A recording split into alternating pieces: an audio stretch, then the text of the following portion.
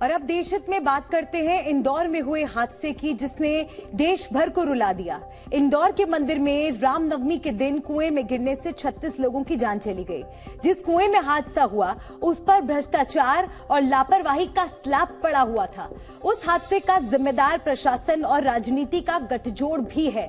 आप हमारी रिपोर्ट देखेंगे तो 36 मौतों के जिम्मेदार सिस्टम की सच्चाई समझ जाएंगे।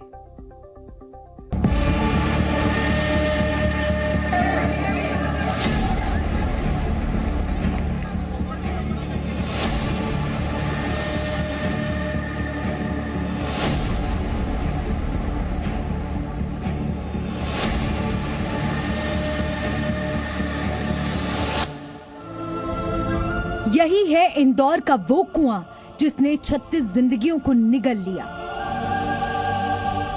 जिसमें दर्जनों परिवारों की खुशियां हमेशा हमेशा के लिए समा गई। इंदौर में हर किसी की आंखें नम थी। सड़कों पर सिर्फ रोने की आवाज और राम नाम सत्य की आवाज ही आ रही थी। इंदौर के एक मोहल्ले से एक साथ 11 लोगों की अंतिम यात्रा निकली, जिसे देखने के बाद हर कोई आंसू बहा रहा था। इंदौर के अंतिम संस्कार स्थल पर शव जलाने की जगह कम पड़ गई। इंदौर में रामनवमी के दिन बेलेश्वर महादेव झूलेलाल मंदिर के इसी कुएं पर ढका स्लैब गिरा था। ये कुआं जितना गहरा है उससे कहीं ज्यादा गहरी है इस हादसे के पीछे की वो सच्चाई, जिसे आप सुनेंगे तो आपके पैरों तले भी जमीन खिसक जाएगी। मंदिर पर जहां मैं खड़ा हूं, ये बेलेश्वर महादेव मंदिर है और यहाँ पर 30 साल से इस बावड़ी के ऊपर कब्जा था। आप देख सकते हैं कि पीछे गार्डन की जमीन है और यहाँ पर एक ट्रस्ट ने इस पर कब्जा करके रखा था और इस पर मंदिर बनाया था। इंदौर के पटेल नगर में इस जगह पर एक गार्डन, एक कुआं, एक बेलपत्र का पेड़ और छोटा सा शिव मंदिर हुआ करता था।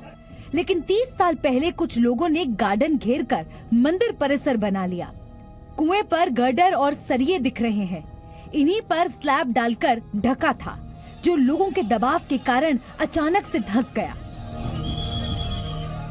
एक बेलपत्री का बड़ा पेड़ था और उसके नीचे शिव जी का वो मंदिर था, इतना मालूम है बस। बाकी ये फिर बाद में डेवलप हुआ। सुनने में आया था कि ऐसा सामाजिक तत्व का काम भी ऐसा चलता रहता है, कुछ भांग वगैरह नशे का। बहुत पहले, सालों पहले। हमें कुछ पता ही नहीं चला। हमें बोला कि हमने कंप्लेंट करी, हमने साइन कर दी थी, बाकी हुआ कि नहीं एक्शन पता ही नहीं चला। मंदिर चलाने वाली समिति ने कुएं को ढककर ऊपर फर्श बना दिया था। शायद इसी वजह से इंदौर नगर निगम के रिकॉर्ड में दर्ज 629 कुओं की सूची में पटेल नगर के कुएं का कहीं जिक्र ही नहीं है। आप देख सकते हैं कि जो टीन शेड है, इसी टीन शेड पर जो है ये अतिक्रमण करके टीन शेड लगाया गया था और 30 साल से लगातार यहाँ पर शिकायतें की जा रही थी रहवासी संघ द्वारा कि ये बावड़ी पर कब्जा कर लिया गया है। 629 जो बावड़ियां इंदौर की लिस्टेड बावड़ियां हैं, उन बावड़ियों में इसका कहीं जिक्र नहीं है, यानी 30 सालों से दफन है। दरअसल यहाँ के जो ट्रस्ट के लोग हैं, उन्होंने इस पर कब्जा किया हुआ था और ये जमीन जो है ये बगीचे की जमीन थी। पटेल नगर के लोगों को बगीचे और कुएं पर कब्जे का पता था। स्थानीय लोगों ने नगर निगम को अवैध कब्जे की कई बार शिकायत भी की थी। 23 अप्रैल 2022 को नगर निगम ने मंदिर समिति के अध्यक्ष को अवैध निर्माण का नोटिस दिया था और 7 दिन में अवैध कब्जा हटाने को कहा था। 25 अप्रैल को मंदिर समिति के अध्यक्ष गलानी ने नगर निगम को जवाब दिया कि कोई अवैध निर्माण नहीं है। सवाल है कि आखिर बिना जांच पड़ताल के नगर निगम मंदिर समिति की बात पर यकीन कैसे कर लिया। जब यहाँ पर शिकायत की गई तो नगर निगम आयुक्त ने 2 बार टीम को भेजा, आदेश जारी किया कि इसको डिमोलाइज किया जाए, इस अतिक्रमण को हटाया जाए, लेकिन बावजूद इसके अतिक्रमण नहीं हटा। इसके पीछे जो कहानी बताई जा रही है वो ये है कि यहाँ पर राजनीतिक पहुंच रखने वाले लोग थे, रसूखदार लोग थे, जिनका इस मंदिर पर कब्जा था। जिस ट्रस्ट का कब्जा था उसमें कुछ बीजेपी के नेता भी शामिल हैं। सांसद का भी नाम का आरोप कांग्रेस और यहाँ के रहवासी संघ के लोग लगा रहे हैं। अगर नगर निगम की टीम साल 2022 में ही बेलेश्वर महादेव मंदिर से अतिक्रमण हटा देती तो शायद इंदौर में 36 लोगों की जान बच जाती। नगर निगम ने अवैध कब्जे के खिलाफ कोई कार्रवाई क्यों नहीं की, इसमें भी भ्रष्टाचार का खेल है। कांग्रेस महासचिव दिग्विजय सिंह ने इंदौर हादसे को लेकर ट्विटर पर बीजेपी और स्थानीय प्रशासन पर गंभीर आरोप लगाए हैं।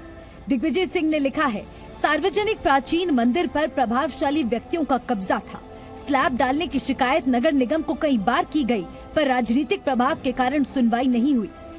आरोप है कि बेलेश्वर महादेव मंदिर में अतिक्रमण हटाने से रोकने में बीजेपी नेताओं का हाथ था। पता पड़ा कि क्यों ध्यान न दिया जाता और ये लोग क्यों इतनी दादागिरी करते हैं, तो ये पता पड़ा कि इसमें क्षेत्रीय नेताओं से लेकर ऊपर तक सबसे बड़े जो नेता हैं, प्रतिनिधि सांसद महोदय तक का वरद हस्त प्राप्त है इनको, इसलिए इन पे कोई कार्रवाई नहीं की जाती।